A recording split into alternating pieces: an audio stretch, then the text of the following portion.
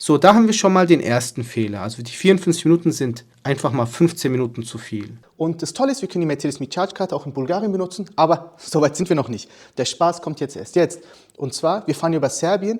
Aha, Reserve, Hochvoltbatterie laden. Und das geht bis nach hinten, also es ist wahrscheinlich so ein Stau von locker mal so 2-3 Stunden, locker. Oh, die ist defekt, die Karte hier dran. Authorization failed. Oh. Leute, das ist ein richtiges Abenteuer hier. Die Ladesäule ist abgestürzt. Hallo Leute, einmal im Leben muss man was Verrücktes gemacht haben. Und wir dachten uns, wir fahren mit dem Elektroauto nach Asien. Aber wir fahren doch nicht nach Asien, wir fahren doch in die Türkei. Ja, Schatz, das ist YouTube. Da macht man so ein bisschen überspitzt, so ein bisschen Clickbait. Dann klicken die Leute. So funktioniert das Business. Also, wir nehmen den EQB. Das erste Video hat euch so gut gefallen. Die Resonanz war super positiv. Dankeschön. Und wir dachten, wir nehmen euch wieder mit auf die Reise. Wir packen jetzt in das Auto die Koffer rein, die Papiere, Proviant, Zeug. Das seht ihr dann alles im Laufe des Videos. Und dann fahren wir los. Im Gegensatz zum ersten EQB-Video werden wir natürlich nicht jede 100 Kilometer hier so einen Zwischenlagebericht geben, sondern eher so bei jedem Ladevorgang und vielleicht so ein bisschen dazwischen. Aber das sollte eigentlich reichen. Und wie wir das Ganze geplant haben, wie das Ganze abläuft und was auch vielleicht am Ende die Kosten sind und was das Laden auch im Ausland kostet, das erfahrt ihr alles in diesem Video. Und wenn ihr diese Reihe nicht verpassen wollt, es werden wahrscheinlich mindestens so 2, 3, 4 Videos sein, dann ihr wisst, was zu tun ist. Abonniert den Kanal. Ansonsten denkt wir haben wieder, oder ich habe besser gesagt, viel zu viel gequatscht. Film ab. Jetzt gibt es mehrere Möglichkeiten, so eine Ladeplanung anzugehen. Entweder ihr macht über A Better Route Planner, kann man machen, sehr ausführlich, geht ins Detail. Oder ihr könnt auch Pump benutzen, finde ich jetzt in dem Fall ein bisschen angenehmer zu nutzen. In der Pump-App müsst ihr natürlich euer Fahrzeug auswählen. Ihr seht, ich habe hier meinen EQB 250, soweit so gut. Und ich nutze auch die Free-Version. Jetzt gebe ich hier zum Beispiel Subotica ein und dann drücke ich auf Trip planen. Und jetzt rödelt er vor sich hin. Das dauert auch nicht so lang. Wir können schon sehen, er sagt hier 1, 2, 3, 4, 5 Mal laden. Wir sehen aber auch, er sagt Start mit 90%. So, jetzt scrollen wir ein bisschen runter, ändern Start auf 100%. So, jetzt rödelt er noch einmal. So, er sagt immer noch 4 Mal laden. Und warum sagt er das? Das Spannende ist, er möchte bei Aral, dass wir nur bis 55% aufladen. Macht gar keinen Sinn. Macht wirklich keinen Sinn. Beim zweiten Mal macht das besser. Da sagt er bis 77%. Bin ich dabei. Bei Smartrix sagt er dann wieder nur bis 60%. Bei den anderen beiden ist es wiederum okay. Aber macht keinen Sinn. Also wir können eigentlich davon ausgehen, dass wir hier mit 4 Mal Laden durchkommen. Ich gucke nur, ob ich irgendwas ausgemacht habe. Nee, alles ist drin, aber da seht ihr es. Er sagt, gesamter Trip 14 Stunden 11 Minuten, inkludierte Ladezeit von 2 Stunden und 15 Minuten. Passt. Und was man natürlich auch machen kann ist, wir können das Ganze natürlich auch in der Better Route Planner machen, aber der macht es genauso falsch. Dort gehen wir auch mal.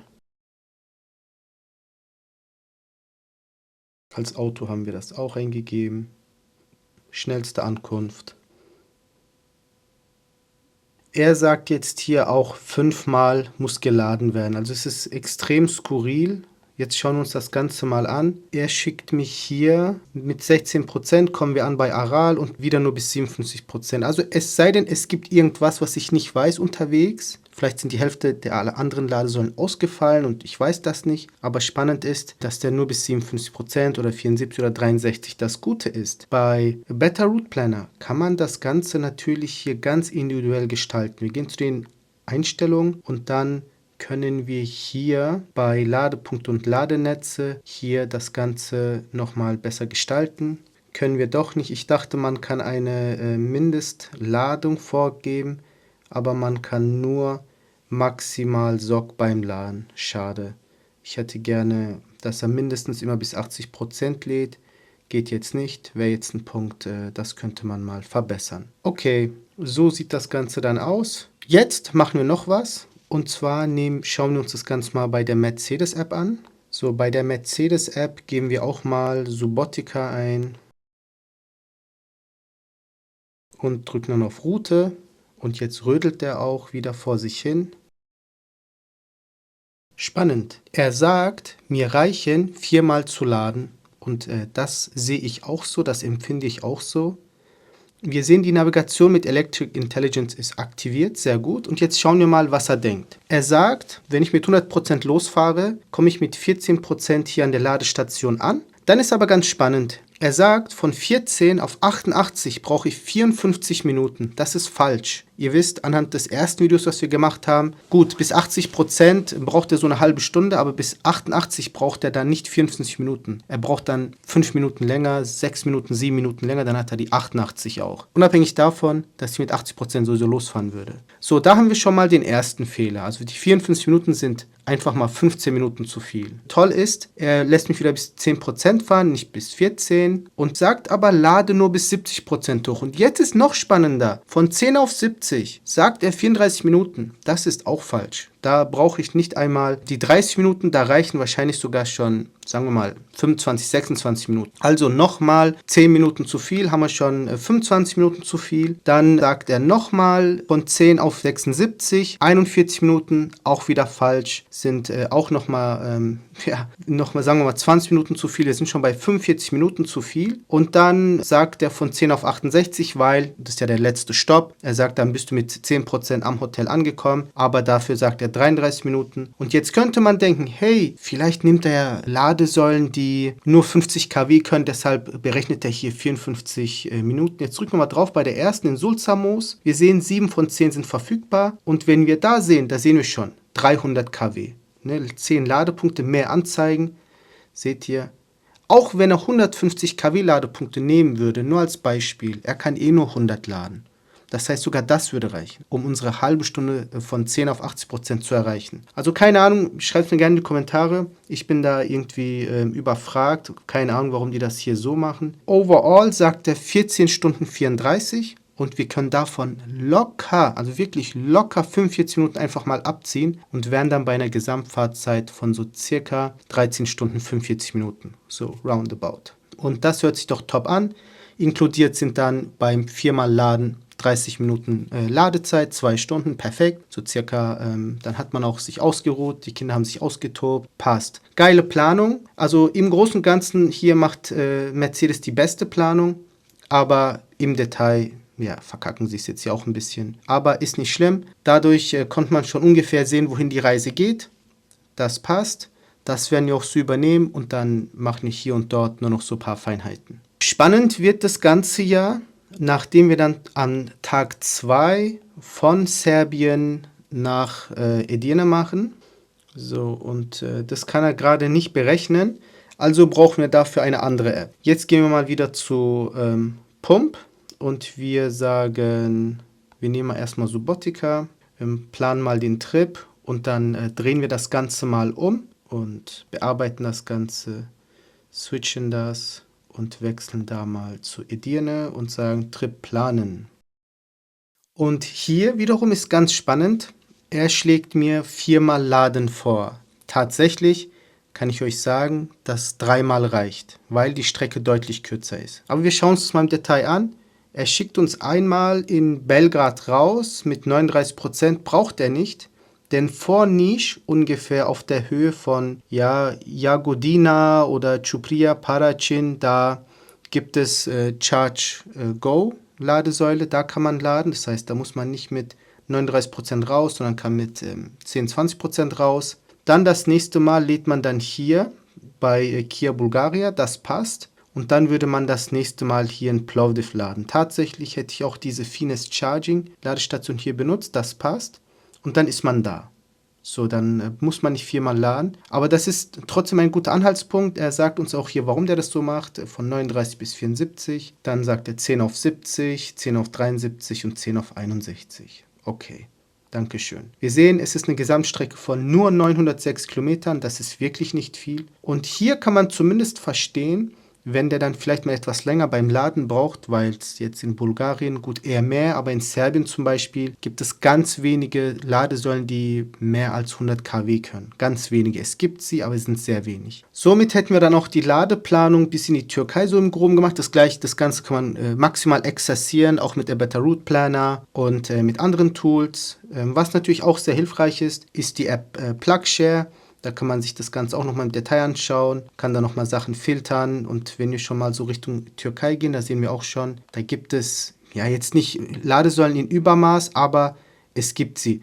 Achtung, ich habe das Ganze gefiltert nur auf DC-Ladesäulen mit 100 kW plus, nur für euch zur Info, nur dass ihr euch nicht wundert. Für uns relevant sind aber die Ladesäulen hier im Westen der Türkei, weil wir uns hauptsächlich hier in diesem Gebiet bewegen werden, sogar hauptsächlich nur hier.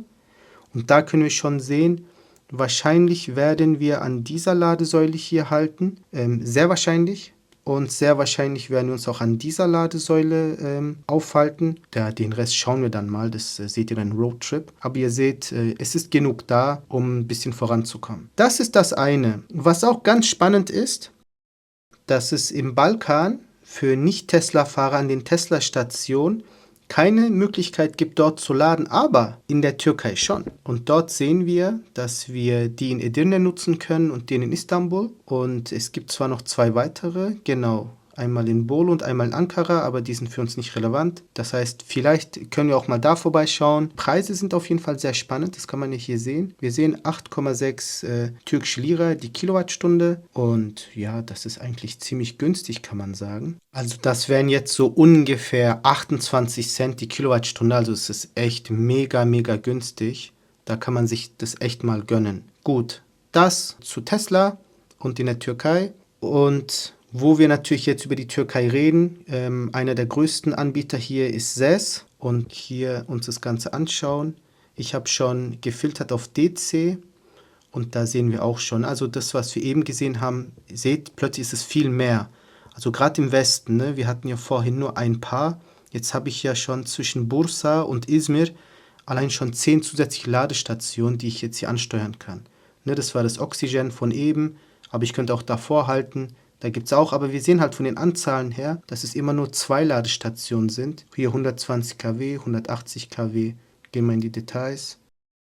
Und er sagt uns hier 120 kW DC. Wir können sogar die Preise sehen, 7,99 türkische Lira, also noch günstiger als Tesla. Tesla war ja 8,60, das heißt, keine Ahnung, sind da vielleicht 25 Cent, nur als Beispiel. Vielleicht sind es auch 26. Ihr habt das vielleicht eben gesehen, man kann sich die Ladestation auch reservieren.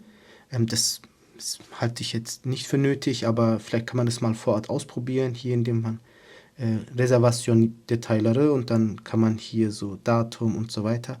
Eigentlich muss man das echt mal testen und gucken, wie gut das funktioniert. Vielleicht machen wir das mal vor Ort. Also das hört sich auf jeden Fall sehr spannend an und cool ist halt, dass es direkt neben so einem Restaurant ist. Auch nicht schlecht, kann man gleich mal was futtern. Also in der Türkei machen das, glaube ich, einen Tick besser als hier, wo ja einfach so Ladestationen mitten im Nirgendwo sind. Aber spannend, wir sehen, dass mit dieser SES-App, dass auch gewisse Ladestationen in Bulgarien auch ansteuerbar sind. Ne? Also, das zu SES und es gibt natürlich noch Trugo, das ist von der TOG-App, aber die bedient sich auch hauptsächlich von SES, weil die gehören dort in diesem TOG-Industrieverbund dazu. Wir haben dann natürlich noch Charge und E-Charge für die Türkei. So weit, so gut, da gehe ich jetzt nicht drauf an. Worauf ich aber eingehe, ist Orion. Orion ist nämlich in Serbien relativ gut abgedeckt. Und das können wir uns jetzt mal anschauen. Das braucht jetzt so einen Augenblick. Wir sehen, Orion ist auch im Hubject-Netz angebunden, sodass wir auch Roaming hier veranstalten können in anderen EU-Ländern. Und dann sehen wir zum Beispiel hier, das ist jetzt nicht wahnsinnig viel, aber in Subotica ist eine, Novi Sad, hier bei Belgrad und wir haben hier auch eine bei Niš. Diese werden wir aber nicht benutzen, aber wir könnten sie benutzen. Und das Spannende ist, wenn ich jetzt hier hochscrolle, schaut mal, was da steht. Rechts, das Ding ist kostenlos. 80 kW. Leute, nice. Das dazu und wir sehen auch hier ein paar Stecker in Bulgarien, aber in der Türkei jetzt keine.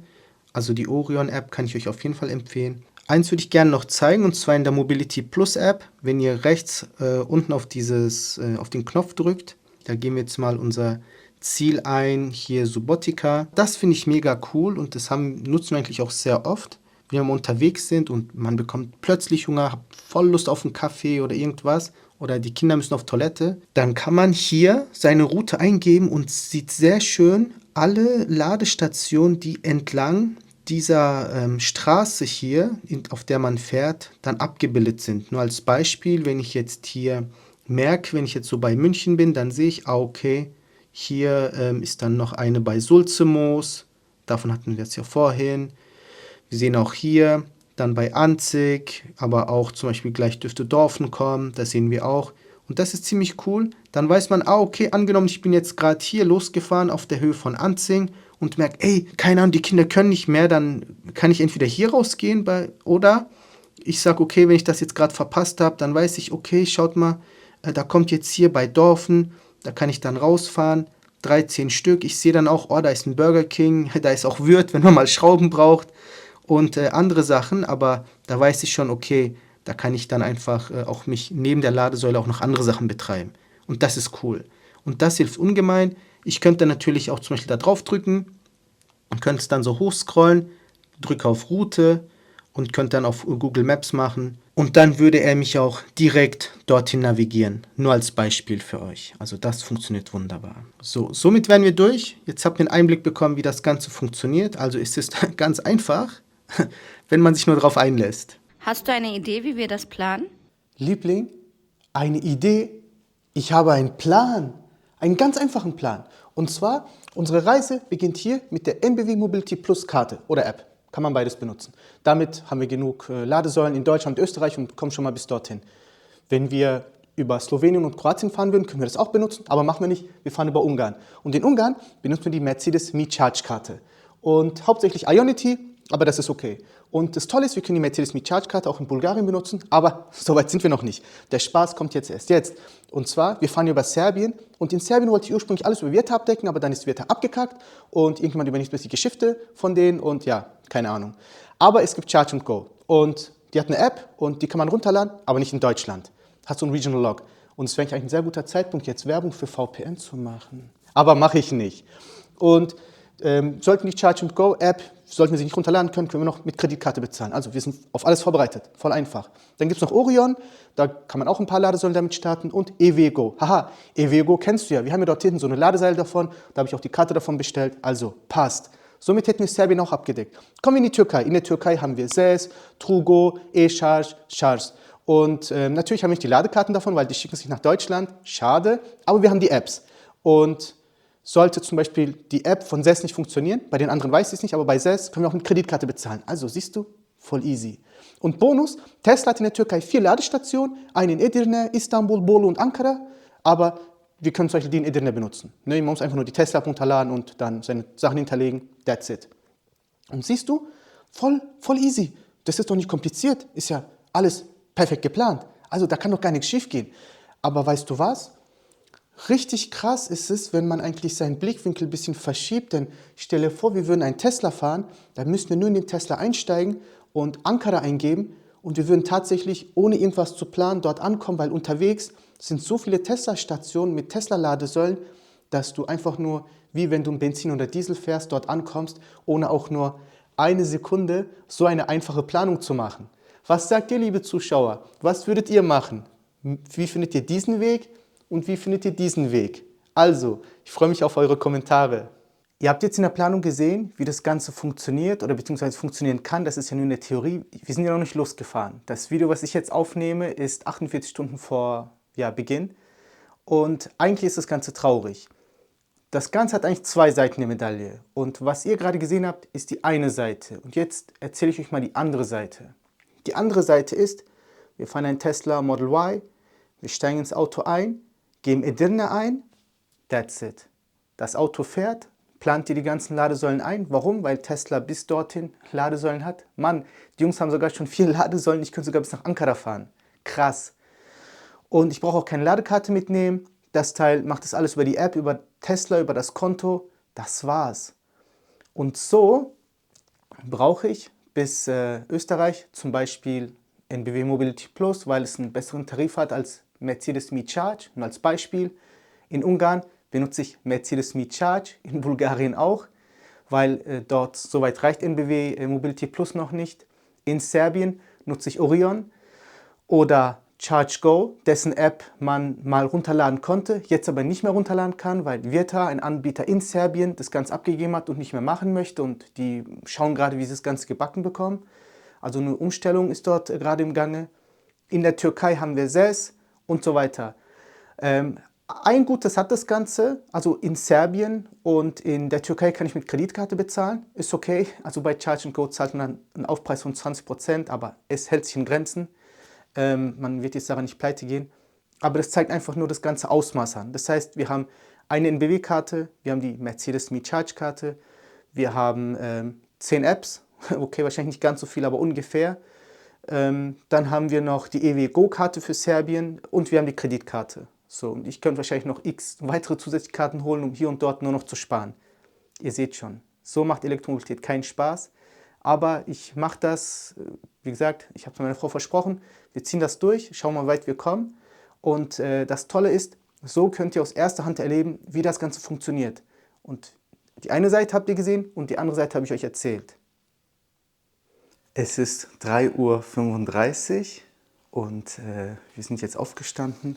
Und bevor wir losfahren, zeige ich euch auch, wie wir den Kofferraum voll gemacht haben. Da können wir sehen, wieder die 2 großen Koffer. Diesmal den Bollerwagen nehmen wir nicht mit. Der wartet hier auf uns. Stattdessen haben wir 2 große. Spannend, der ist leer. Der wird dann im Laufe des Urlaubs gefüllt. So mit Einkaufszeug und vielleicht auch Dreckwäsche und so weiter. Dann haben wir hier eine normale Tasche. Dann hier noch eine Tasche. Die Tasche, da ist eigentlich nur Geschenke drin, also Schokolade, Chips, keine Ahnung. Und dann die 2 Koffer von den Kindern, so eine Wasserflasche und wenn mal einer von den Kindern muss, hier diese Schüssel. Und zeige ich euch mal das von innen. So, diesmal, weil der Roadtrip etwas länger geht, haben wir noch weitere Vorkehrungen für die Kinder getroffen. Natürlich haben wir wieder ganz normal die Organizer, Flaschen und ich habe euch vergessen zu sagen, warum ich genau diesen hier ausgesucht habe. Und zwar, wenn du hier das iPad dran klemmst und die Kinder streiten sich oder wollen mal was anderes schauen, dann kann man, Achtung, einfach so zur Frau drehen. Die stellt es dann ein, macht dann Tipp, Tipp, Tipp, Tipp und dann dreht es wieder um und die Kinder können dann weiterschauen. Und darüber hinaus haben wir mal, ich glaube vor 5 Jahren, mal diese Dinger beim Aldi geschossen. Die waren dort dann auf den Tischen. Wir haben gesagt, komm, wir nehmen das mal mit. Das sind so Reisetische. Da kann man auch so einen Gurt dran machen, damit es nicht so umfällt. Und dann kann man da drauf malen, eigentlich voll genial. Und es hat auch so Ablagefächer. Und wenn man es nicht zum Malen verwendet, kann man es zum Essen verwenden. Das ist auf jeden Fall toll. Dann wird nicht überall rumgekrümelt. Ansonsten war es das, was die Reisesicherung angeht. Ihr seht, die Koffer sind hier sehr gut gesichert. Der hier fliegt auch nicht weg. Und ich könnte natürlich jetzt hier Kopfstütze hoch machen. Seht ihr, da passt dann gerade noch meine Hand dort rein. Also da passiert nichts, kann ich auch. So, jetzt. Also ein Netz braucht man jetzt in dem Fall nicht. Beim ersten Video, wie gesagt, sah es wilder aus, als es war. Und das Auto ist jetzt fast vollgeladen, weil, keine Ahnung, jeder hat dort immer eine andere Meinung. Und ich dachte, okay, ich lade jetzt nicht schon einen Tag vorher auf 100% hoch. Und da zeige ich euch mal, bei wie viel Prozent wir jetzt sind. Und wir haben jetzt 94%. Warum wollte ich jetzt nicht das Auto schon vollgeladen die ganze Zeit lassen? Ja, jeder sagt immer, man soll das Elektroauto nicht dauerhaft bei 100% lassen. Also dachte ich mir, ich lade jetzt mittags bis 90% hoch und dann nachts, wenn wir aufgestanden sind, innerhalb von einer halben Stunde habe ich ja dann die restlichen 10% reingepumpt. Und ich denke, das ist jetzt der beste Kompromiss. So ist das Auto vielleicht 5 Minuten, 6 Minuten bei 100% und dann fahren wir schon wieder los und der baut das Ganze dann ab. Und dann für die Reise werde ich dann auch gleich den ab Start, aber vor allem auch den ab Reset dann nullen, sodass wir dann für die ganze Reise einen neuen Ab-Reset-Zähler haben, sodass wir den Ab-Start-Zähler dann einfach für andere Sachen benutzen können, wenn wir mal das ausprobieren wollen. Weil gerade in den Kommentaren vom letzten Video gab es Feedback, wie man noch effizienter fahren könnte. D-Auto wurde dort unter anderem vorgeschlagen und das werden wir mal im Laufe dieses Videos auch ausprobieren. Guten Morgen zusammen. Wir sind jetzt losgefahren, wir haben 4:24 Uhr und ihr könnt schon sehen, um 18 Uhr kommen wir ungefähr in Palić an, in Serbien, bei unserem Hotel. Und wir sehen hier auch die Ladeplanung vom EQB. Und er schickt uns jetzt hier sehr gut, vorbildlich, immer mit 10% raus. Und wir sehen auch im Vergleich, was ich vorhin gezeigt hatte, in den Apps hat er hier ganz andere Zeiten. Wir haben hier einmal 26 Minuten, wir haben hier 29 Minuten und einmal 28 und einmal 37 Minuten. So, warum er bei den 37 Minuten das macht, das werden wir noch herausfinden, aber das ist nicht so tragisch. Das Ganze sieht sehr gut aus und wir haben hier 4 Ladestationen. Kommen wir nun hier rüber. Ich habe das für euch resettet, den Streckenzähler, aber das ist nicht mal das Spannende. Viel spannender ist, ich bedanke mich hier schon mal bei meiner Frau, dass sie mich hier unterstützt. Viel spannender ist, ab Start habe ich diesmal auch direkt resettet, als wir so losgefahren sind. Wir haben hier nirgendwo angehalten. Das schauen wir dann mal beim ersten Ladestopp, wie das Ganze dann aussieht. Und noch viel, viel spannender ist Abreset. Und Abreset werden wir lassen, bis wir wieder zurückkommen nach Gaggenau. Und dann schauen wir mal, was dann dort für Werte rauskommen und so weiter. Und ich würde sagen, somit fahren wir los. Ach, übrigens, vielleicht habt ihr es sogar schon entdeckt, im Forum sage ich, aber doch auch im Forum und beim ersten Video mit dem EQB haben die Leute, also vielen Dank nochmal, uns darauf aufmerksam gemacht, im D-Auto zu fahren. Und ihr könnt sehen, dort unten habe ich jetzt D-Auto eingestellt und wir probieren das Ganze mal aus. Und jetzt kann ich übrigens auch vom Gas runtergehen. Und spannend, dadurch, dass vor uns ein Auto ist, das sieht man jetzt vielleicht vom Autofokus nicht so, hat er jetzt eben rekuperiert, aber auch weil hier eine 100er-Zone ist, weil jetzt gleich eine Baustelle kommt. Und dann schauen wir mal, wie dieses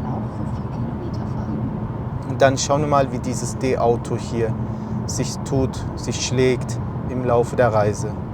Wir haben jetzt hier eine ganz spannende Thematik. Wir fahren jetzt schon seit 62 Kilometer, das ist nicht mal wichtig, und seit 38 Minuten. Viel spannender ist, er holt uns in 219 Kilometern raus bei Sulzemoos. Wer Sulzemoos kennt, also ich kenne es nicht, aber ich weiß wegen der Ladeplanung, dass das vor München ist und eigentlich will ich da nicht raus. Meiner Meinung nach schafft der EQB bis 14% mehr als diese 280 Kilometer. Bei dem ersten Video haben wir schon über 300 geschafft. Und jetzt kommt das Spannende. Schatz, halt mal bitte kurz hier dran. Wir sehen hier unten, dass er derzeit sagt, dass wir eine Reichweite von 356 haben und wenn wir sehr sparsam fahren, 371 Kilometer. Also das passt hier mit dem Navi noch nicht so ganz. Ja, der momentane Verbrauch ist derzeit hoch. Warum? Weil wir in Pforzheim den Buckel hoch sind, aber das tariert sich bald wieder aus und beim ersten Ladestopp werden wir dann sehen, bei was für einem Verbrauch wir landen. Ganz wichtig, wir sind mit 100% losgefahren und der Reifendruck war kalt bei 3,3 Bar. Ich glaube, ich hatte das vorhin vergessen zu erwähnen. 3,4 Bar ist erlaubt auf diesen Reifen, laut Hersteller. Das sind Mischreifen, also Sommer, Winter. Ja, nur für euch zur Info, dass ihr das Ganze viel besser nachvollziehen könnt.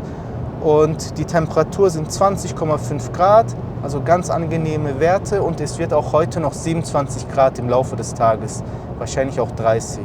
Aber das schauen wir dann mal.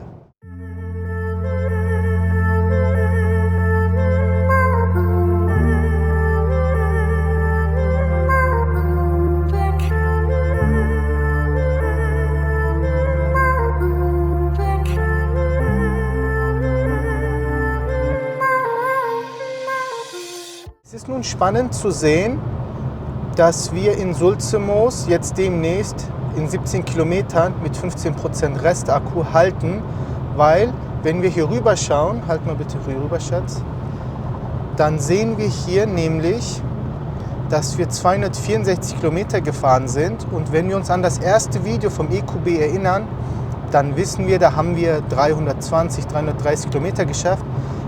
Warum ist das so? Nun, beim ersten Video sind wir nicht bei Karlsruhe hoch ins Schwabenland, wo es halt gerade der Anfang sehr hügelig ist, fast schon bergig, so Richtung Ulm. Das hatten wir so nicht auf dem Weg nach Castrop-Rauxel. Und dadurch, dass wir das hier haben, hat das halt an Effizienz gekostet. Ich fahre im D-Auto. Ich finde, trotz dessen, dass es so hügelig, fast schon bergig war, ein Verbrauch von 20 Kilowattstunden auf 100 Kilometer zu haben, ist absolut okay. Und ja, jetzt halten wir mal bei der Ladestation an. Und was ist das für eine Station? Wenn wir hier drauf drücken und dann hier runter scrollen, dann können wir sehen, es sind 4 von 4 300 kW Steckern verfügbar. Einer von den 150ern wird sogar benutzt. Und ja, wenn wir weiter runter gehen, seht ihr auch die Ladepreise. Ich habe den Mercedes Me Charge L-Tarif aktiviert. Sehen wir auch die Kosten ungefähr, was es kostet. Finde ich ziemlich gut. Und das müsste, was ist das genau? Energie Südbayern. Ja, tipptopp. Also dann sehen wir uns gleich an der Ladesäule.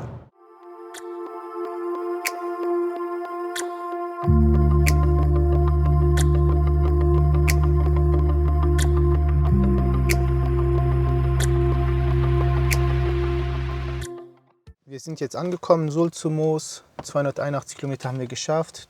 Verbrauch 19,9. In welchem Land sind Und wir? wir sind noch in Deutschland, mein Schatz. Steigen wir. So, dann nehmen wir den linken Stecker. Sehen wir schon, der leuchtet auf.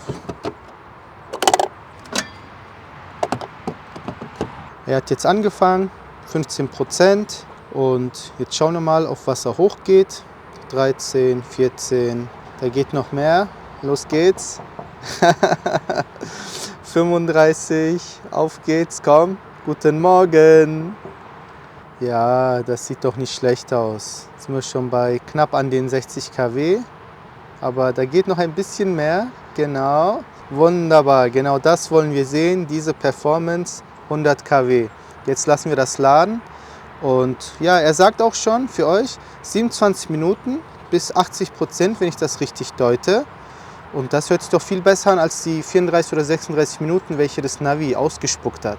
Nach einer knappen Viertelstunde haben wir die 53% erreicht.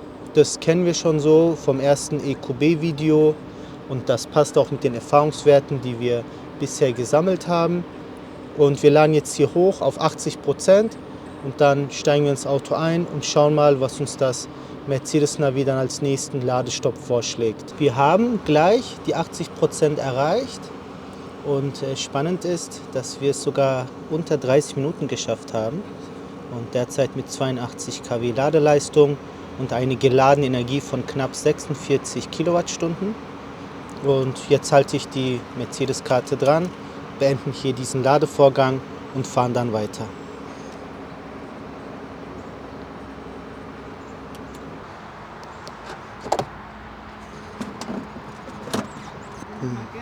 Alles gut, Schatz.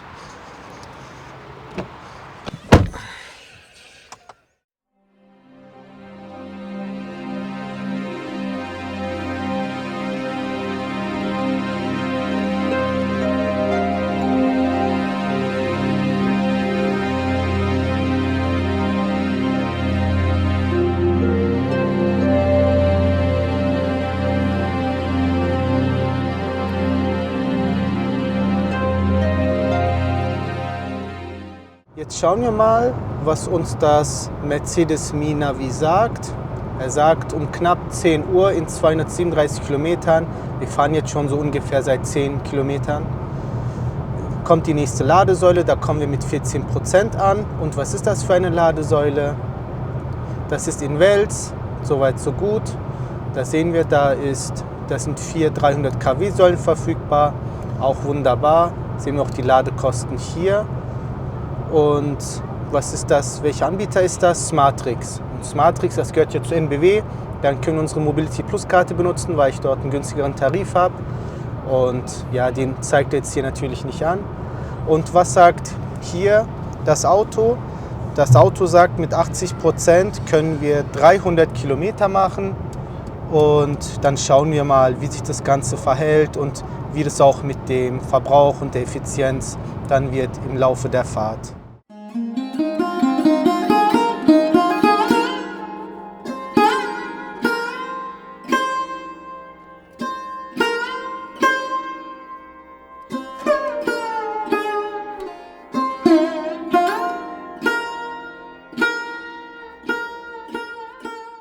Nach 524 Kilometern sind wir bei Wels in Österreich angekommen und wir können sehr schön sehen, wir haben einen Durchschnittsverbrauch von 18,9 Kilowattstunden auf 100 Kilometer und eine Restreichweite von 63 Kilometer bei einer normalen Fahrweise wie jetzt auch gehabt. Jetzt werfen wir noch einen Blick auf den State of Charge und der sieht wie folgt aus, dass wir noch 16% im Akku haben und das bedeutet jetzt für uns, dass wir so in einer knapp halben Stunde das Ganze laden. Also gehe ich jetzt rüber zur Smartrix NBW-Ladesäule, halt dort meine NBW-Karte hin, nehme hier den zweiten Steckplatz, weil ich so geparkt habe und klemme das Ganze einfach mal ein. Jetzt schauen wir mal, was die Alpitronic-Ladesäule uns auf dem Bildschirm anzeigt und dort können wir sehr schön sehen, dass wir in knapp 27 Minuten die 80% erreicht haben und wundert euch nicht, der Ladevorgang wurde, warum auch immer, einmal abgebrochen. Deshalb habe ich auch auf der Abrechnung hinten, ganz hinten, auf dem letzten Slide hier im Video, 2 Zahlen eingetragen für euch, weil ihr könnt auch hier schon sehen, da steht Ladedauer knapp Viertelstunde und es macht ja keinen Sinn, so schnell lädt der EcoB nicht und das kommt einfach dadurch zustande und ja, jetzt seid ihr auch informiert. Wir sind nun seit einer gewissen Zeit wieder auf der Autobahn unterwegs. Und wir können sehen, dass uns das Mercedes-Navi sagt, dass es eine Verzögerung von 10 Minuten aufgrund eines Staus geben wird. Nichtsdestotrotz schauen wir uns mal an, was er uns dort eingeplant hat als nächsten Ladestopp. Und dort können wir sehr schön sehen, dass er uns mit 14% hier rausholen möchte und sagt dann 27 Minuten laden bis 70%. Das ignoriere ich natürlich, weil ich lade, wenn möglich, immer auf 80% oder manchmal ist so viel zu tun, dass wir dann erst bei 85 oder 90% wieder beim Auto ankommen. Und dort können wir auch schon sehr gut sehen, dass 2 von 4 Ladestecker noch verfügbar sind. Wir können hier auch noch den Preis sehen und der Betreiber ist in dem Fall auch Ionity. Ja, und welche Ionity-Station ist das? Wenn wir nun etwas weiter runter scrollen, dann sehen wir, dass es die Station in Göttelsbrunn ist.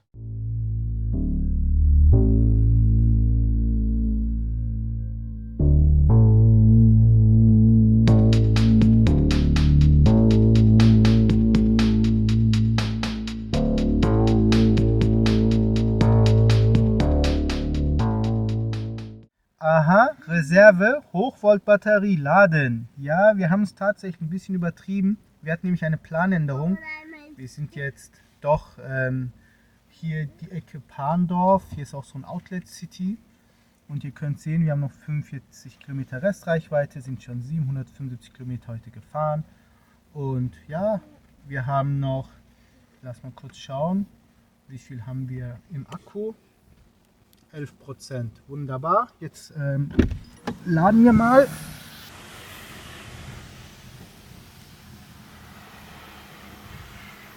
Nehmen wir mal den.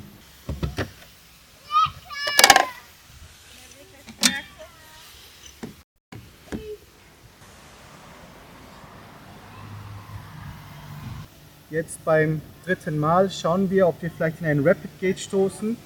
Also ich habe zwar noch nicht davon gehört beim EQA oder EQB, aber man weiß es ja nicht.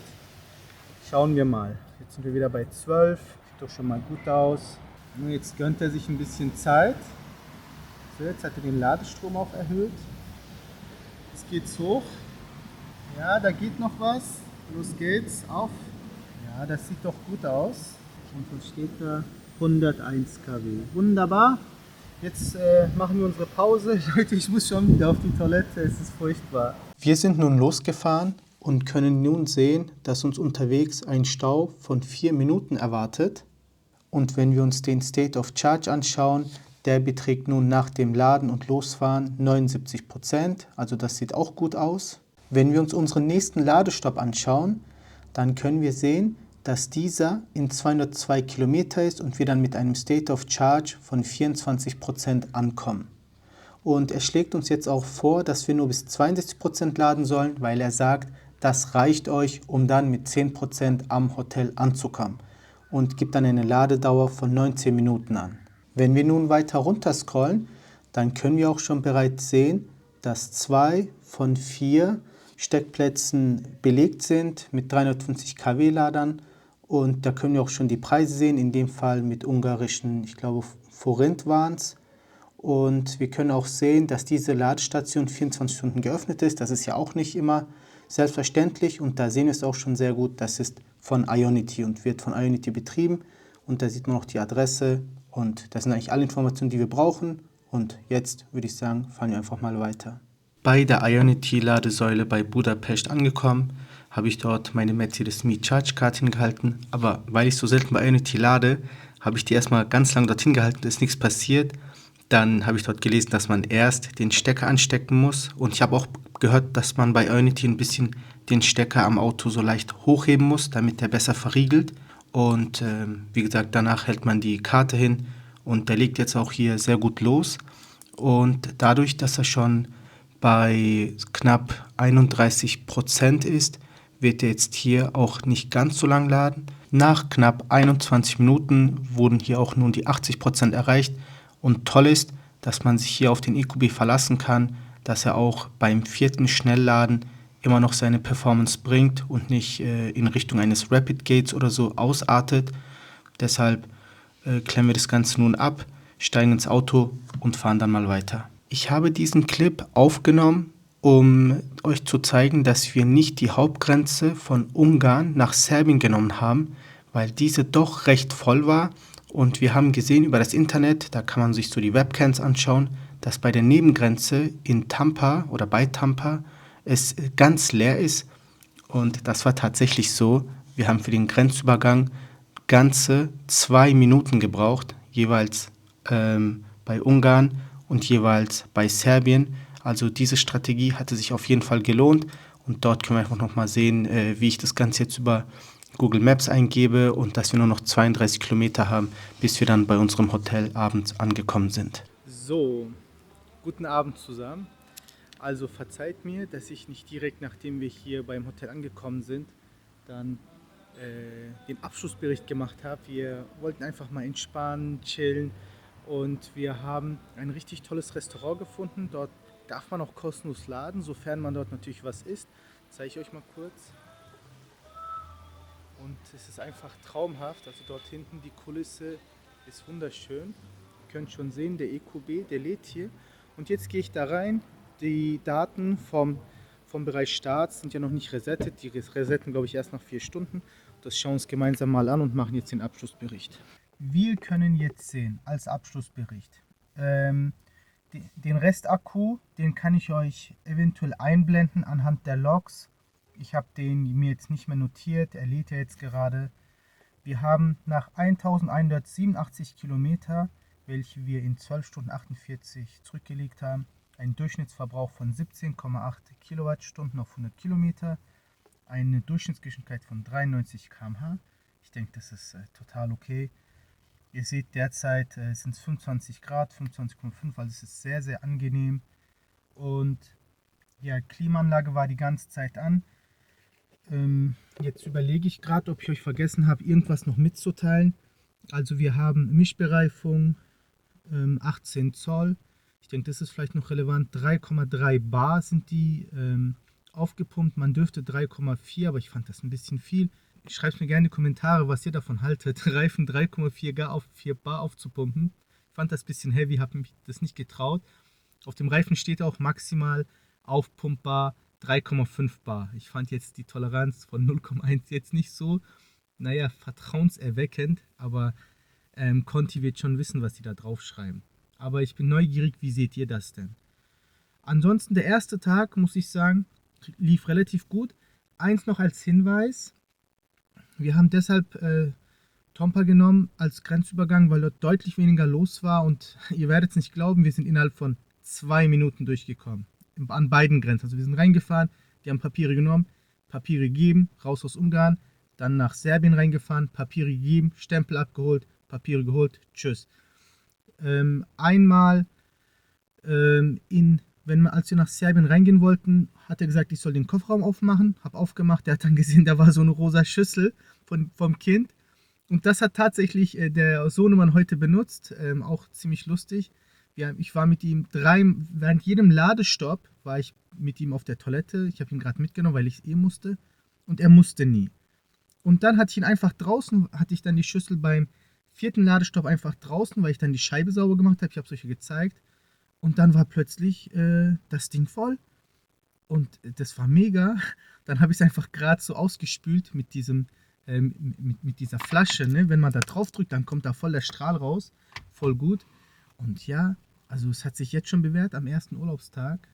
Und der Grenzbeamte hat das dann gesehen und hat sich dann gedacht, okay, ja, was sollen die schon dabei haben wahrscheinlich? Und hat dann sofort wieder gesagt, ja, mach zu und fahr weiter. Und ja, das war's. Also ähm, beide Grenzen tipptopp, kann jetzt wirklich nichts Schlechtes sagen. Verkehr super, keine Staus, nichts. Wenn Stau da war, dann wurden wir einfach ganz elegant umfahren. Ich will jetzt keine riesen Lorbeeren ausschütten, aber für den ersten Tag, das Mercedes Navi hat einen Hammer-Job gemacht. Wirklich tipptopp. Und ich denke, wären wir nicht von Karlsruhe hoch und dann über das Schwabenland, wir wären auch mit der ersten Ladestation deutlich später gekommen. Aber das hat einfach sehr viel Energie verbraucht, diese hügelige Landschaft. Naja, spannend wird morgen Tag 2.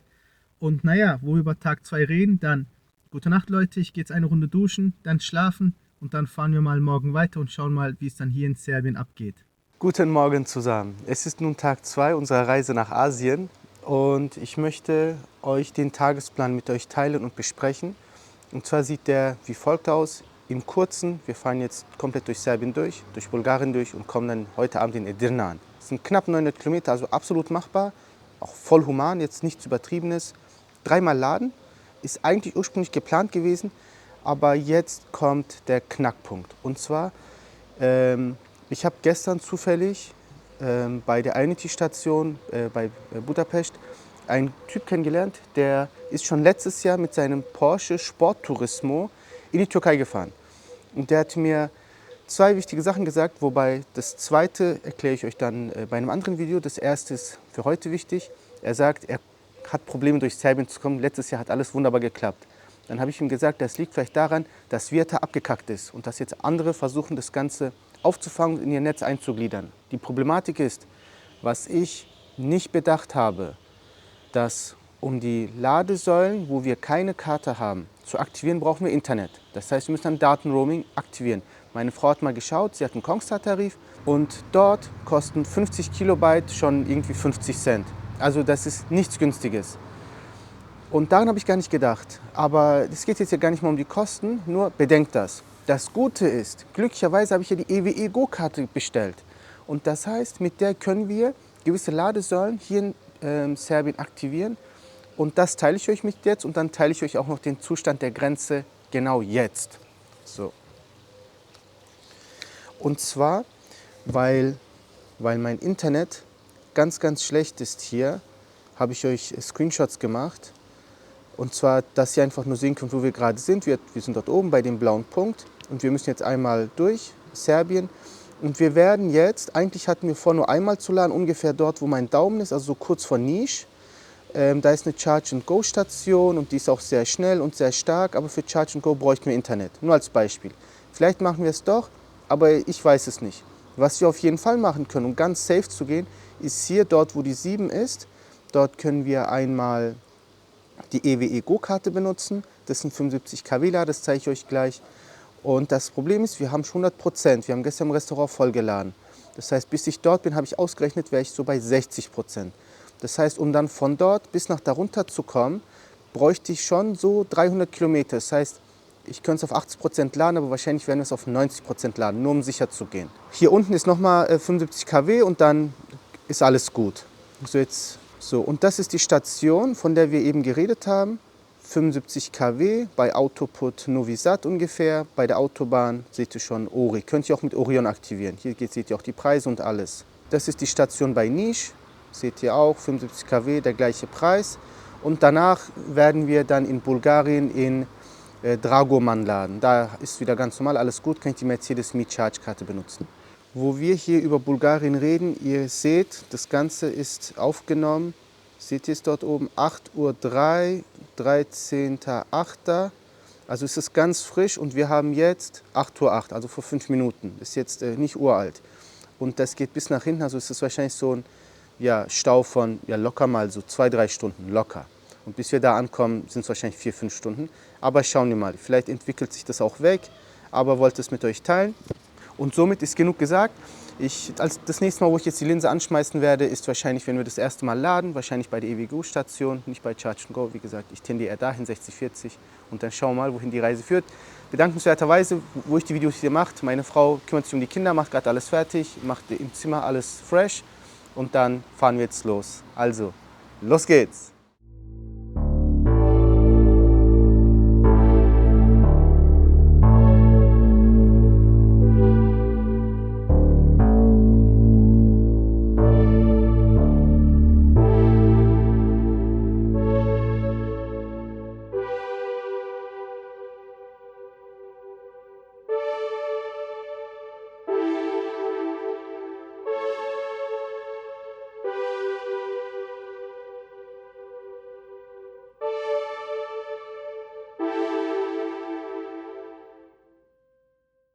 Da sind wir nun an unserem ersten Ladestopp in Serbien angekommen, die Ladesäule im Blick und ein Spielplatz. Perfekt, so stellt man sich als Familie einen Ladestopp vor. Jetzt bewegen wir uns mal Richtung Ladesäule und rangieren das Auto fachgerecht zur Ladesäule hin und legen dann mal los. Nehmen mal die EWGO-Card hier mit.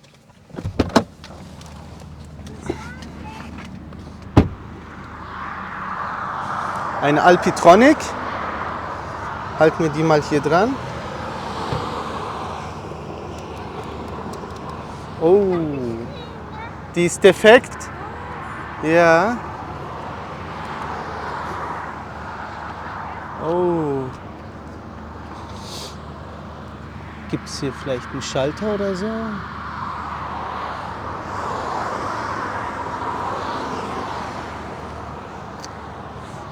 Oh. Ja, Leute, das kann jetzt passieren. Das ist jetzt tatsächlich ein kleines Problem. Ich weiß jetzt gar nicht, wo die nächste EWGO-Ladesäule ist, also die damit funktioniert. Hier gibt es aber freies WLAN. Ich werde jetzt mal kurz das WLAN anmachen. Der Sohnemann muss sowieso auf Toilette. Und dann schaue ich mal, wo die nächste Station ist und tippe das mal im Navi ein. Ich meine aber, dass das so bei Belgrad war. Das kann dann sein, dass wir nach Belgrad reinfahren müssen, aber das sind jetzt so die ersten Eindrücke, die ich direkt mit euch teilen wollte. Also dann schauen wir mal. Ganz kurz noch zum Verbrauch bis hierhin. Da können wir sehen, wir sind 126 Kilometer gefahren, haben dafür 1 Stunde 7 gebraucht und haben einen Durchschnittsverbrauch von 21,5. War relativ flach, da konnte man jetzt auch nicht viel mit D-Auto rausholen. Ja, so ist es. Und haben jetzt noch einen Restakku von 58%. So, dann fahren wir jetzt mal weiter. Ich möchte mit euch ein paar weitere Hintergrundinformationen teilen.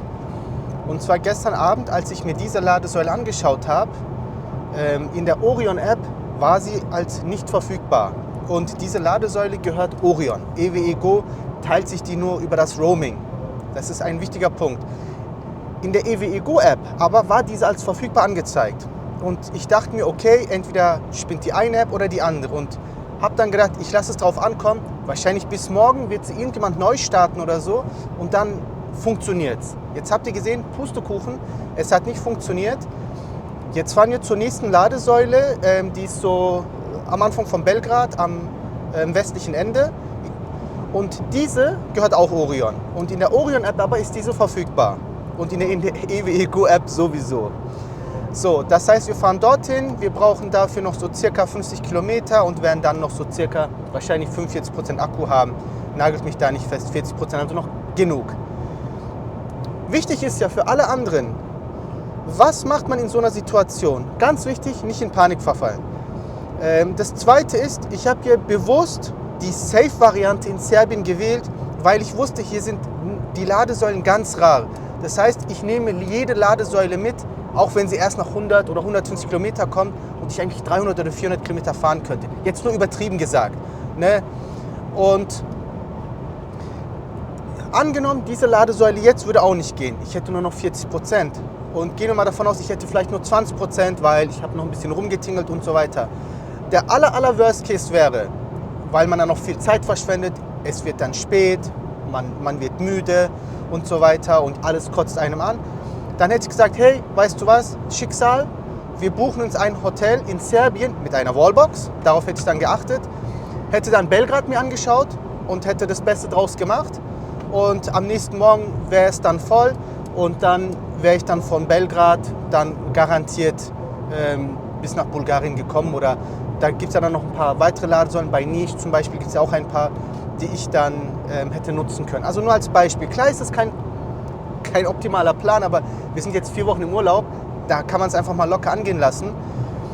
Und das wäre einfach meine Möglichkeit gewesen. Aber wenn ihr natürlich eine andere Möglichkeit habt oder eine andere Strategie seht, oder wie wärt ihr mit dieser Situation jetzt umgegangen?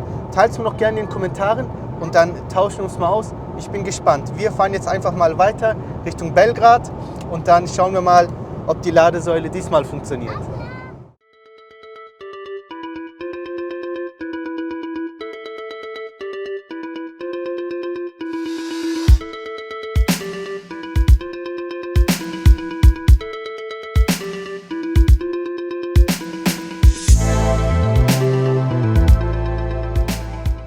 Wir sind jetzt angekommen. Jetzt nehme ich mal die EWE-Go-Karte. Wir können schon sehen, es ist eine 75 kW-Säule und ich bin ehrlich gesagt gar nicht mal sicher, ob das Kabel reicht. Oh, das könnte knapp werden. Okay. Denkst du, das reicht? Versuch mal, halt mal.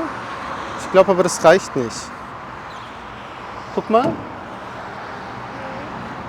Reicht nicht, gell? Okay. So, Moment, wir fahren gerade mal um. Jetzt haben wir kurz umgeparkt. Jetzt halte ich mal die Karte hier dran. Authorization failed.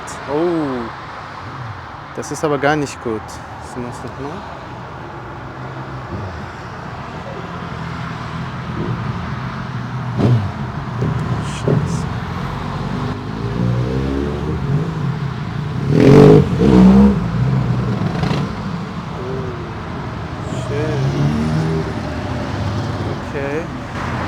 Geht nicht. Also, wir haben jetzt hier einen ganz spannenden Fall. Und zwar diese Ladesäule, die ihr dort hinten seht, die Alpitronic 75, die haben wir so nicht zum Laufen bekommen. Ihr kennt das vielleicht, man kann den Code abscannen und dann kann man dort seine Kartendatei hinterlegen. Das hat nicht funktioniert. Ich habe übrigens Roaming aktiviert. So, that's it. Kann man nichts machen, kommt halt 5 € jetzt Roaming-Rechnung. Spannend ist, dann bin ich in die Orion-App reingegangen, habe gesagt, okay, dann packe ich dort meine Kreditkartendetails rein und dann wird es funktionieren. Hat auch nicht funktioniert. Die App hat gesagt, not possible to add payment details. Die EWE-Karte übrigens, Achtung, EWE Go Team, hat auch nicht funktioniert. Also, aber das Ding lädt. Ich zeige euch auch gleich, mit wie viel es lädt und wie schnell wir schon geladen haben. Das war einfach so viel Stress. Ich habe die Kinder und meine Frau zum Golden M geschickt, die essen jetzt ein McSunday, Eis, whatever. Was hat funktioniert? Und zwar die EWE Go App hat funktioniert. Dort bin ich reingegangen, habe die Ladesäule ausgewählt und dann hat es funktioniert. Und jetzt schauen wir uns das Ganze mal an.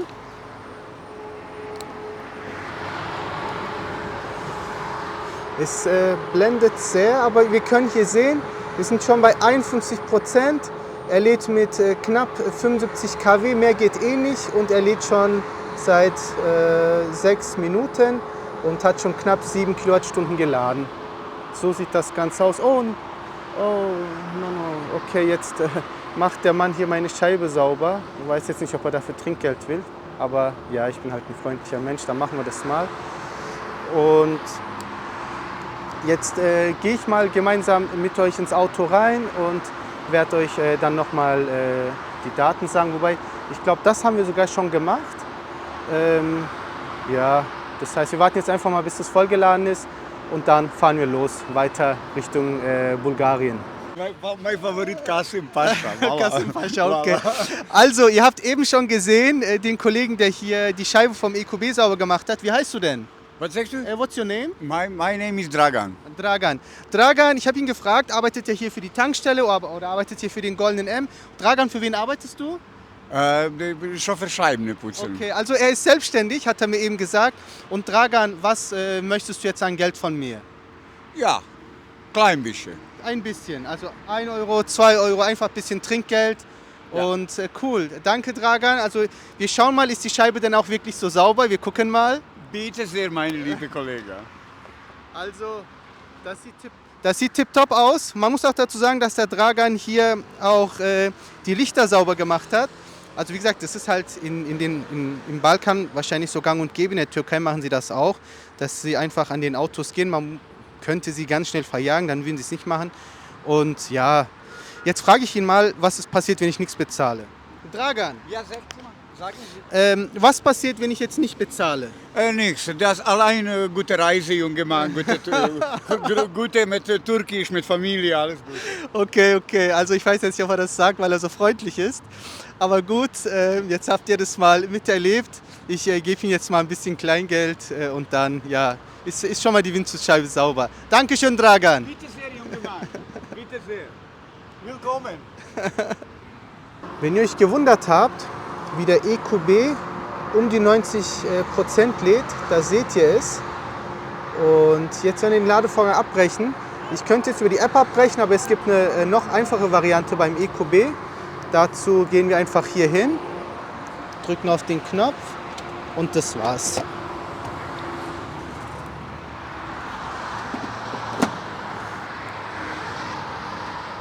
Und jetzt machen wir das hier zu, steigen ins Auto und fahren los.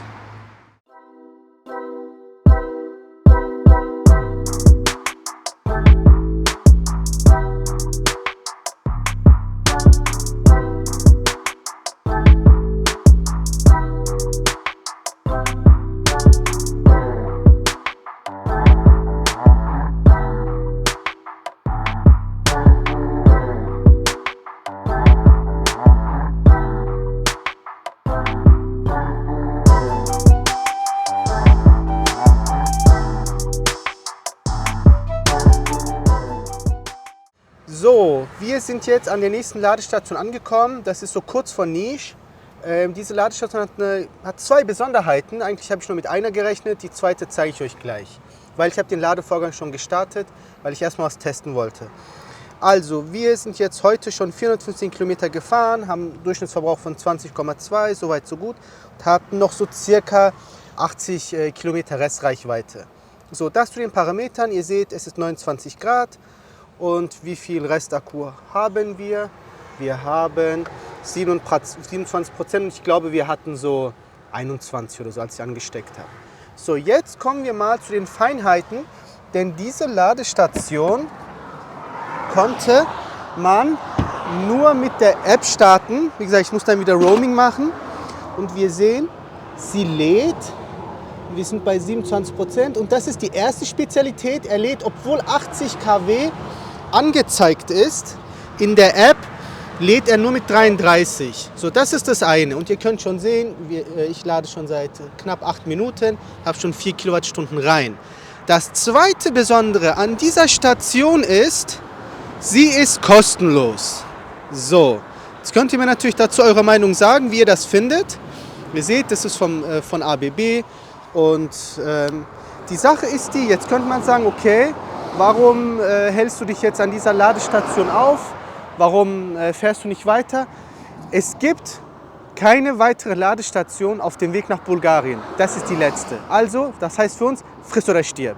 In dem Fall fressen wir und wir fressen es gut, sage ich mal. Immerhin ist es für Umme. Ne? Einen geschenkten Gaul schaut man nicht ins Maul. Und deshalb werden wir jetzt hier ein bisschen abchillen. Das Gute ist, nach Dragoman, wo die nächste Ladestation ist, es sind nur 130 Kilometer. Und also ist nicht so viel, wir müssen jetzt nicht bis 80% laden, aber wir gehen stark davon aus, dass wir 2, 3, 4 Stunden an der Grenze verweilen dürfen. Und deshalb werden wir jetzt ein bisschen voller machen. Weiß nicht, ob wir die 80 machen, vielleicht schon, je nachdem, wie die Kinder jetzt hier drauf sind. Wir essen jetzt auf jeden Fall was. Und ich zeige euch mal, wie das Ganze hier aussieht. Also es gibt hier nichts. Wie ihr seht, das ist direkt an der Autobahn, so eine Raststätte. Und da hinten haben auch so 2 Männer angehalten. Ich hoffe, sie wollen uns nichts Böses. Eins Spannendes gibt's, und zwar dort drüben ist noch eine Ladestation. Und die ist auch kostenlos. Jetzt könnte man natürlich sagen, ey, fahr doch da rüber und versuch mal, ob du dort 80 kW bekommst. Ja, das könnte ich wirklich versuchen, aber das mache ich nicht. Ist mir jetzt zu umständlich. Deshalb laden wir jetzt mal dort Und dann schauen wir mal, wohin die Reise führt. Leute, das ist ein richtiges Abenteuer hier. Die Ladesäule ist abgestürzt. Seht ihr, jetzt ist das Licht wieder da. Ha! Oh mein Gott! Vielleicht kriegen wir jetzt die 80 kW, man weiß es nicht. Also, das ist der absolute Wahnsinn. Das Gute ist, wir haben schon eigentlich genug Strom, um zur Grenze zu kommen. Nur wegen dann Grenzverkehr und dass wir dann warten müssten, wollten wir nicht ohne Saft dort sein. Aber ich meine, da gibt es auch einen 11 kW Lader. Muss man mal schauen. Also jetzt gucken wir mal, ob die Ladesäule vielleicht noch in 1-2 Minuten hochgefahren ist. Und dann versuchen wir es nochmal. Aber das sieht schon mal nicht schlecht aus. Ich zeige es euch mal.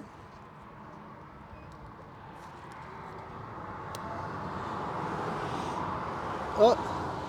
Ha. Na super, Charger not available. Na toll, das war's. Okay, Schatz, wir können weiterfahren.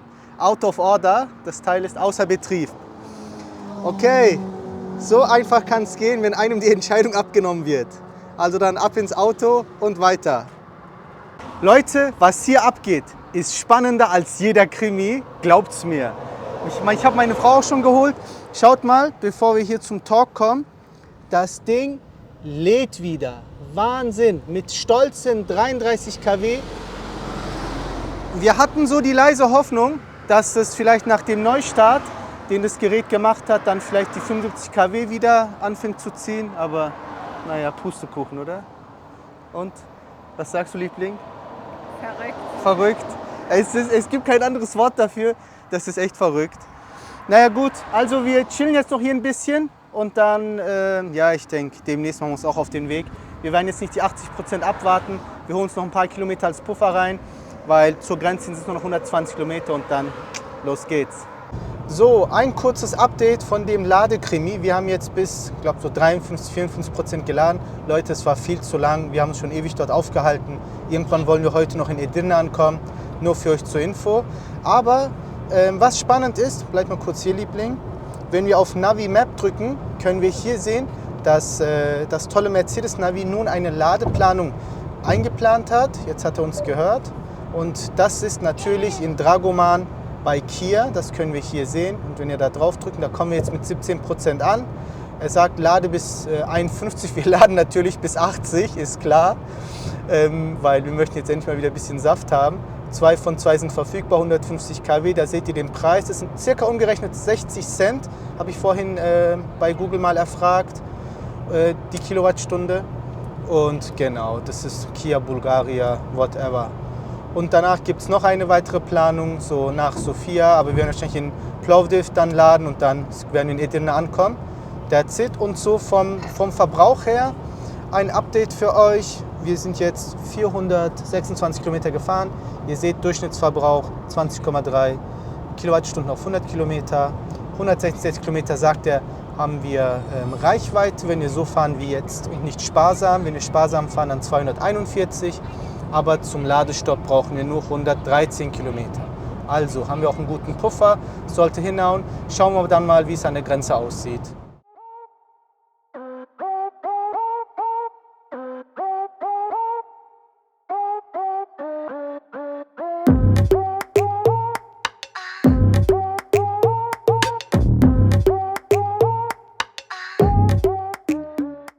Wir sind an der Grenze von Serbien nach Bulgarien, noch auf der serbischen Seite.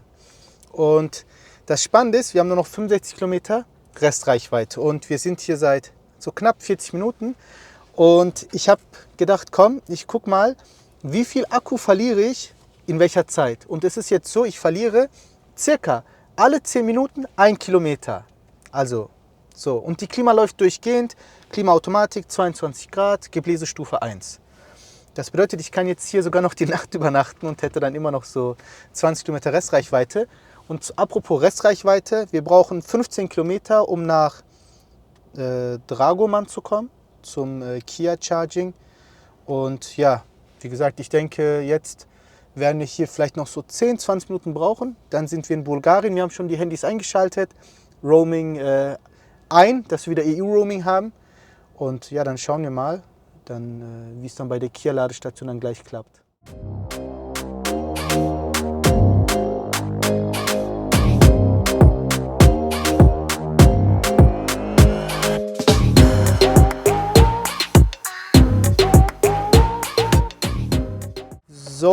wir sind jetzt angekommen nach 542 Kilometer bei Dragoman an der Ladesäule. Ich habe jetzt die Mercedes Me Charge Karte und die halten wir mal hier dran. So, er sagt welche, ich nehme jetzt mal den linken. Okay, das sieht schon mal nicht schlecht aus.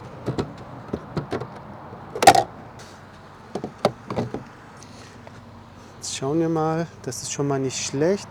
Ich bin mir nicht sicher, wie stark die Ladesäule ist. Da ist jetzt auch nirgendwo was geschrieben. Spannend, Kia Hypercharge. Scheint, als würde die Hyundai-Gruppe hier auch Ladesäulen betreiben und somit ihr Geld verdienen. Spannend, was man so alles erfährt. So, es hat jetzt geklickt und geklackt und er sagt 16, 15 bis 80, das glaube ich nicht. Das wäre ein bisschen zu kurz. Oder ich verstehe die Zahl anders. Jetzt schauen wir mal, wir sind schon bei 41 kW, 50 kW, 56. Das sieht schon mal sehr vielversprechend aus. Besser als die 33 beim Krimi in Serbien. Ja, wunderbar. Da haben wir schon auch gleich die 80. Ja, toll. Mega. Super. Daumen hoch. Und das Ladeerlebnis hier, dass ihr das seht, das ist so ein Shop. Gibt es auch ein Spilo und ein Restaurant. Da gibt es dann auch noch so einen Shop. Also kein jetzt nicht so Vollkatastrophe Ladeerlebnis. Jetzt gucken wir mal, ob wir dort irgendwas zum Beißen bekommen. Und dann ja, genießen wir mal diese Ladepause. Wir haben jetzt unsere Ladepause abgeschlossen mit 80%. Und wir möchten euch gerade ein Update geben. Er sagt, dass wir jetzt noch einmal laden müssen. Das ist hier. Da kommen wir an mit 39%. Also dann, jetzt sagt er Ladezeit 0 Minuten. Also er spinnt gerade ein bisschen rum. Auf jeden Fall hat die Ladesäule 3 cc 200 kW. Also ist auf jeden Fall sehr vielversprechend. Und dann werden wir, ich würde jetzt bei dieser Uhrzeit nicht bare Münze nehmen. Ich glaube, es wird eher ein bisschen kürzer, kommt natürlich auch auf die Grenze an, aber ich gehe davon aus, dass wir so um ja, 22 Uhr, vielleicht sogar um 21 Uhr irgendwas schon beim Hotel ankommen. Nur das als Update, ja, das war es eigentlich, dann fahren wir mal weiter.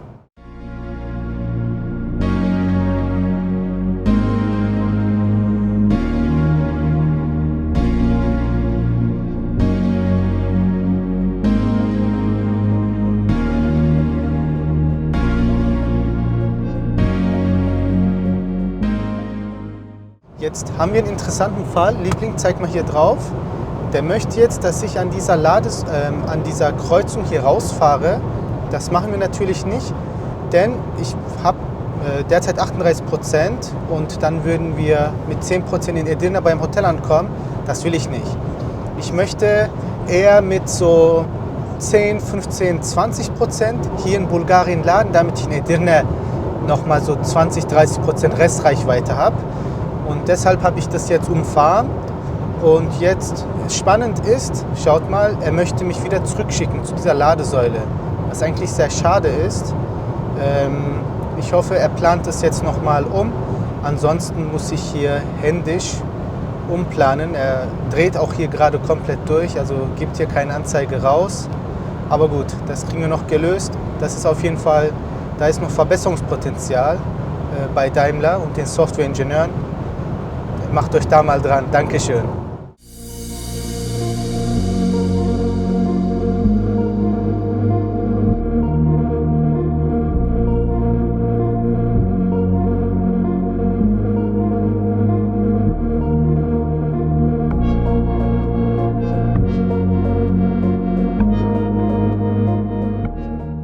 So, nach 737 Kilometern sind wir nun an der letzten Ladesäule angekommen, bevor wir zu unserem Hotel gehen. Das ist bei so einem ziemlich fancy BMW-Autohaus.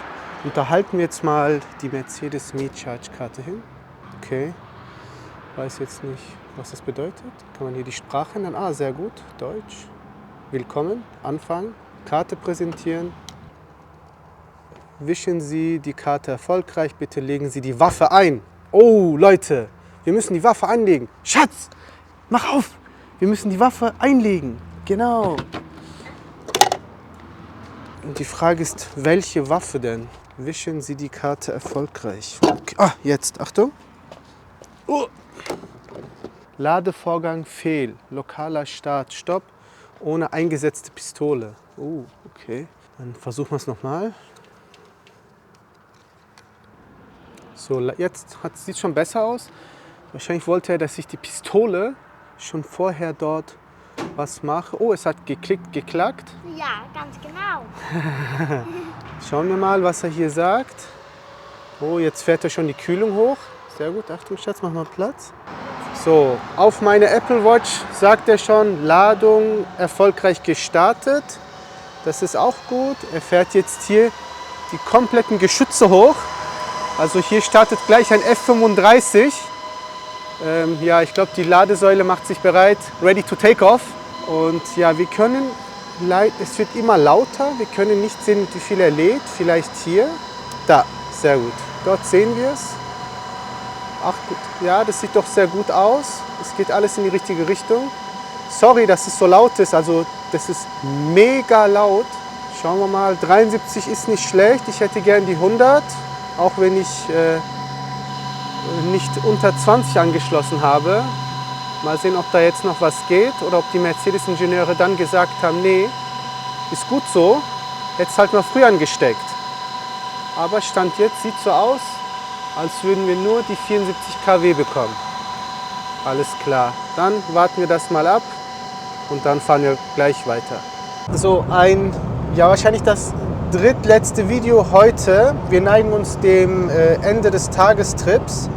Und zwar haben wir jetzt bis 80% voll gemacht bei der Station bei BMW. Liebling, jetzt zeig mal hier drauf. Und wir haben noch das ist übrigens bis zum Hotel, 164 Kilometer. Bis zur Grenze ist minus 25 Kilometer. Also 400 sage ich. 100, was macht's? 39.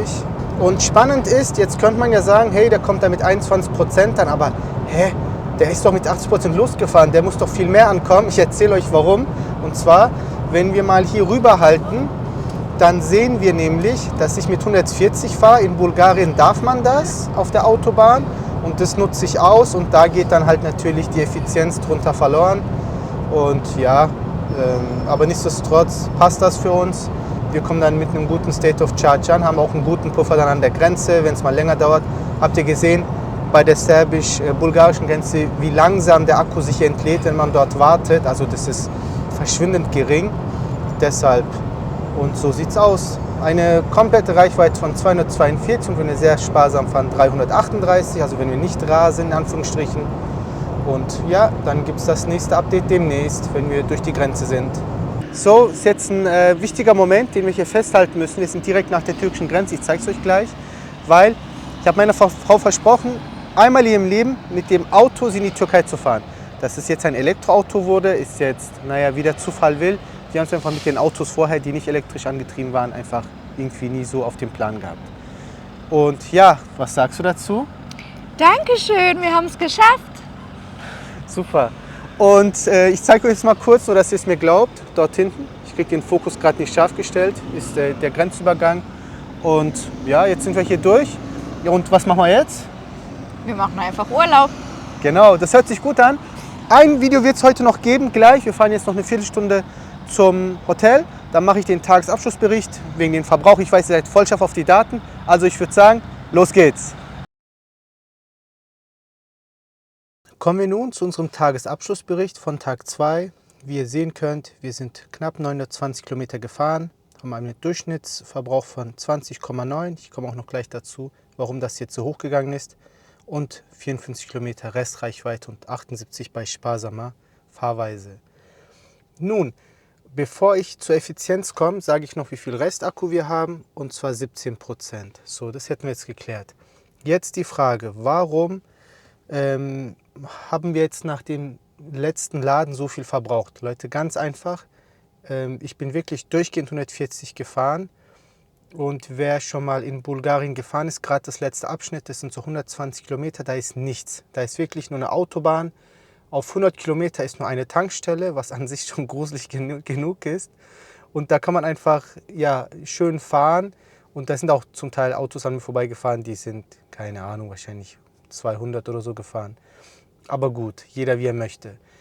Deshalb haben wir nur noch eine sehr geringe Restreichweite Nur damit das hier ein bisschen verständlich ist für alle, die sich mit der Elektromobilität noch nicht so gut auskennen. Eins möchte ich noch zeigen, und zwar hier den Verbrauch. Das finde ich sehr spannend. Und zwar nur mal, jemand hatte gesagt, dass Heizen und Kühlen sehr, sehr, sehr effizient ist. Das ist tatsächlich der Fall.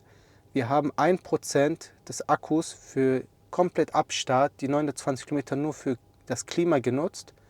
5% sonstige Verbraucher, was ist das? Zum Beispiel Multimedia, zum Beispiel aber auch unsere iPhones zu laden oder das Tablet zu laden oder sowas. Dann geht das da drauf und klar, das meiste natürlich hier für das Fahren mit 94%. Das wollte ich auch noch mit euch teilen. Somit sind wir fertig. Tag 2 ist das. Ich zeige noch ganz kurz ab Reset, so dass ihr das auch habt. Mittlerweile 2100 Kilometer und 19,2 Durchschnittsverbrauch. So. Somit hätten wir das auch. Also ich verabschiede mich jetzt ins Bettchen und dann schauen wir mal, wie es weitergeht.